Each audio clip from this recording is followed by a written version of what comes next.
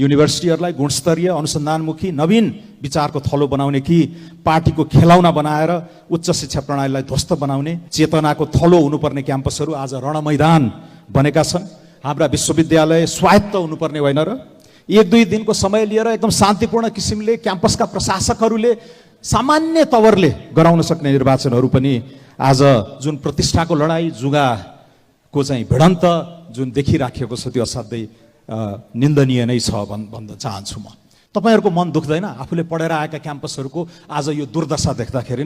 त्यसैले भर्ना दर घटेका छन्, प्रविधिमा लगानी छैन, अनुसन्धान ठप्प छ, शोध छैनन् र यो पलायनको यो डरलाग्दो प्रवाह कसरी रोक्ने? त्यसैले अलिकति सुधारमा यहाँ अनेक विषयमा संसदीय समितिहरूको माग हुन्छ, गरौँ न एउटा संसदीय समितिको चाहिँ गठन। पुरै राजनीतिक प्रणाली कब्जा गरेकी सन् 2018मा झन्डै 86% संसद उहाँको नियन्त्रणमा थियो र पछिल्लोमा पनि झन्डै 3/4 यहाँ 2/3 दम्बको कहिलेकाहीँ प्रदर्शन हुन्छ। शेख हसिनाको झन्डै 3/4 चाहिँ संसदीय पकड थियो, तर 1 महिनाको अवधिमा विद्यार्थीहरूको बलमा उहाँ चाहिँ आज बहिर्गमित अवस्थामा हुनुहुन्छ। सन् 1968मा सम्पूर्ण पाश्चात्य जगत नै हल्लाउने गरेर टोकियोदेखि पेरिस, लन्डनदेखि सान फ्रान्सिस्कोसम्म भएका विद्यार्थी आन्दोलनहरूले एक किसिमको सांस्कृतिक वाटरसेड पानी ढलो नै स्थापित गर्यो। दोस्रो विश्वयुद्धपछि जन्मेको पुस्ताले विभिन्न भियतनाम युद्धदेखि लिएर लैङ्गिक समतादेखि लिएर अनेक मुद्दाहरूलाई उठाएर एक किसिमको त्यो वाटरसेड, कल्चरल वाटरसेड नै त्यहाँ हामीले देख्न पायौँ।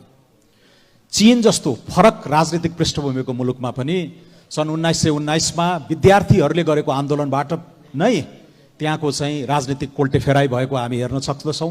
कम्युनिस्ट पार्टीको स्थापना पनि त्यसैको प्रेरणा भएको र त्यही कम्युनिस्ट प्रणालीलाई चुनौती दिने गरेर त्यसको 70 वर्षपछि टियानानमेन स्क्वायरमा भएको विद्रोह पनि विद्यार्थीहरूबाट भएको थियो। र हाम्रै नेपालमा पनि मैले 36 सालदेखिको इतिहासहरू हेर्दाखेरि जुल्फिकर अली भुट्टोलाई त्यहाँ फाँसी दिएपछि बल्झिएको अथवा भड्किएको विद्यार्थी आन्दोलन जनमत सङ्ग्रहसम्म पुग्यो। बलबहादुर केसी, शरण विक्रम मल्लहरूलाई ठेलागाडामा राखेर कालो मोसो दलिएको इतिहास हामीले पनि पढेका छौँ। तर त्यो प्रेरणादायी राजनीतिक परिवर्तनलाई एउटा चाहिँ विद्यार्थीहरूकै बलमा कोल्टेफेराइ र परिवर्तन गरिएको स्मरणीय इतिहास हामी सबैले गौरव गर्न लायक पनि छ। यो ऐतिहासिकताको आलोकमा विद्यार्थी आन्दोलनहरूको स्थान एकदमै चाहिँ गौरवशाली पनि छ। तर गत केही हप्तादेखि नेपालका 1000 भन्दा बढी क्याम्पसहरूमा जुन किसिमको ताण्डव देखिँदैछ, तालाबन्दीदेखि बन्द हडताल, कुटपिट, तोडफोड, चन्दा आतङ्क, दलभित्रका गुटगत प्रदर्शन इत्यादिहरूले चाहिँ र माओ पार्टीका कमान्डरहरू नै तोकेर जुन किसिमले चाहिँ यो कणमा राजनीतिकरण, दलीयकरण गरिएको छ र विश्वविद्यालयहरू र उच्च शिक्षा प्रणालीलाई छेदविच्छेद गर्ने तरिकाले चाहिँ कामहरू अगाडि बढेका छन्, त्यो असाध्यै चिन्ताजनक छ। म पढ्दै थिएँ गत वर्ष लगातार 3-4 वर्षदेखि 1 लाख भन्दा बढी नो अब्जेक्सन सर्टिफिकेटहरू इस्यु भएका छन्। यो देशभित्रै पढ्न सकिएन, अब बाहिर नै जानुपर्छ भन्ने छ।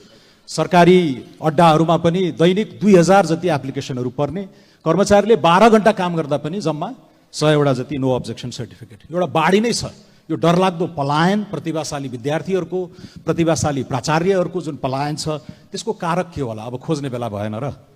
त्यसैले केही दर्जन नेता उत्पादन गर्नका लागि लाखौं नेपाली युवाहरूको, विद्यार्थीहरूको भविष्य जुन जोखिममा राख्ने गरिएको छ। पछिल्लो चरण केआइआइटीको प्रसङ्गबारे यो संसदमा हामीले छलफल गऱ्यौँ। प्रतिभा लम्सालको दुःखद निधन सँगसँगै उडिसा जस्तो गरिब राज्यमा पनि एउटा कुनामा, एउटा सहरको कुनामा रहेको विश्वविद्यालयमा पनि 1500 जना नेपाली विद्यार्थीहरू पढ्छन् भन्दाखेरि त्यो हामी झसङ्ग पनि भएका थियौँ। त्यसैले यो समाजमा घृणा फैलाउने कारखानाको रूपमा विश्वविद्यालयहरूलाई चाहिँ हामीले जुन उत्पादन गरिरहेका छौँ त्यो असाध्यै सुधार गर्नुपर्ने दिशातिर हामी जानुपर्नेछ।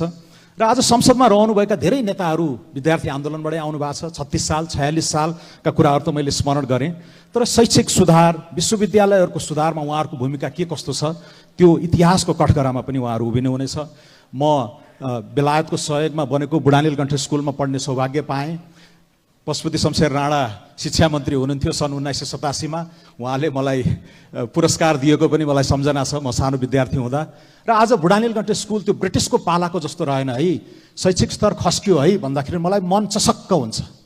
र टुङ्ग्या सभामुख महोदय, स्वतन्त्र विद्यार्थी युनियनहरूको संरचना र निर्वाचन प्रक्रियामै सुधार गर्ने बेला भएन। पार्टीहरूको यो दबदबा, यो हस्तक्षेप नहुने कानुनी प्रबन्ध गरौँ। सोबियुको भूमिका नै पुनर्परिभाषित गर्नुपर्नेछ।